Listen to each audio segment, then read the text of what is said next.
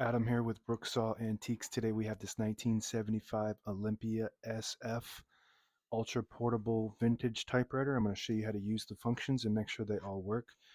Made in Yugoslavia. Margins are located behind the carriage, but you can just reach from the back like this and move them. So there's an indicator on the scale there. I'm going to set that left one on 0 and the right one on around 75 or so. And this is the paper support arm that flips up from the back like a switchblade.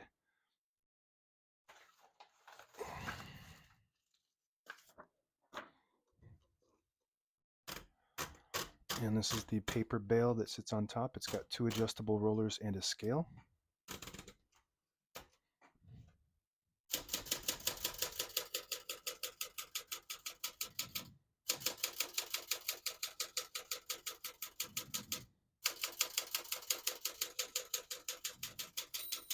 Once you hear the bell, you're at the end of the margin. Hit this line space, gets you back to the beginning, and skips 1, 1.5, or 2 spaces. Right now we have it on single, but if you want 1.5, you just flip that switch forward. It skips 1.5, one more, it skips 2. I'm going to keep that on single for now and finish typing.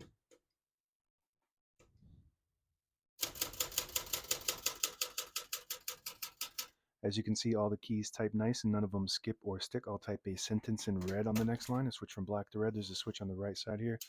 Flip it down to that red indicator. It prints the bottom portion of the ribbon. When you have it in the middle, it prints the top portion of the ribbon, which is black. When you have it up top, it doesn't print any ink at all. It just leaves a stencil for copying purposes.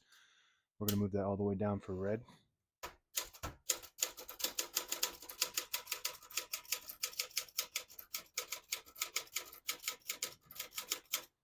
Very nice typing machine. It almost feels like an electric, the way the touch feels. You barely have to hit them to print, and the print quality is really nice. Very impressed by this. It's in excellent condition all the way around. And these were made originally in West Germany. I would say the difference between this and a West Germany one would be the style a little bit. This has a little bit of plastic trim. This is metal and the top's metal, and so is the rest of it. Most of it's metal, but you have like the color selector switch here is plastic. So they just wanted to make this a little bit more lightweight, and the design changed. They used to have the Olympia would be in cursive, and it's a little bit curvier. This one has the classic 70s style white with the orange logo here, and it's not in cursive. It's got the Olympia in all caps.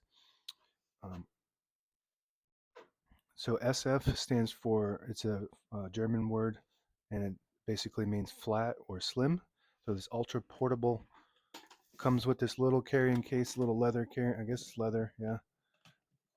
Really small, and the whole thing, let's see here.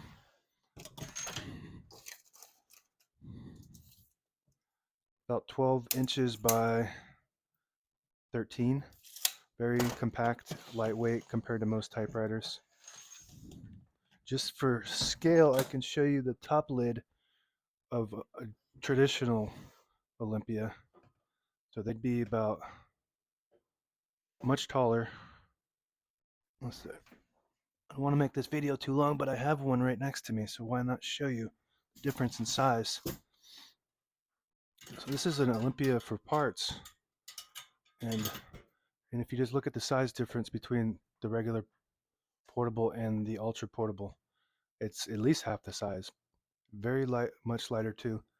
These Olympias are tanks made out of some of the best heaviest parts you could find in West Germany. German engineering. This still has the DNA of an Olympia, even though it's made in Yugoslavia, the same company, just different manufacturer.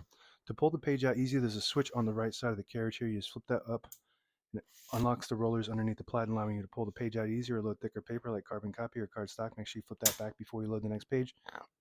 Excuse me, or else it won't load correctly. I'm going to flip this down for now and put the color back on. I already put that back on black. For default, shift on each side and the shift lock on the left. Now the shift does feel like an Olympia portable. It's heavier. The touch is definitely much lighter than your typical Olympia portable. MR stands for margin release. When you get to the end of the margin, there's a mechanism that blocks you from printing. Hit that MR button. It does allow you to go all the way to the end. That works good. Backspace on the right side. Works good. So this doesn't have a tab because as an ultra portable, most of them don't have tabs. The hood just pops off straight up like this. Two prongs that go down into these two inserts. All the brand new ribbons loaded on the left, so it's pulling to the right. And if you want to switch the direction, you just flip the side that you want it to go to the opposite side to. Sorry, that's confusing. And it'll pull. Let's try that again. So the side you want it to go to, you just flip the switch on it. There we go. And we want it to pull to this side, so that's good. This just goes right back down from the top, like that. Very clean. This almost looks very newish.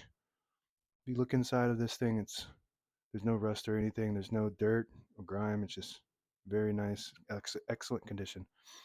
So this is the switchblade on the top side there. This is your carriage release, only one on this model.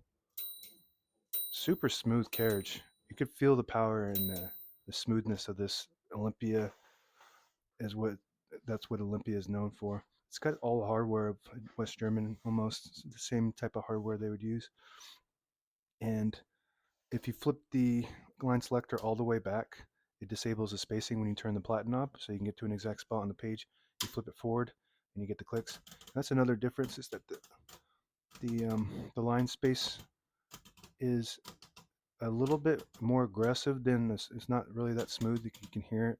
Kind of has a tighter, snappier sound to it. And that's it. Now available on eBay or Etsy. Search Brooksaw Antiques.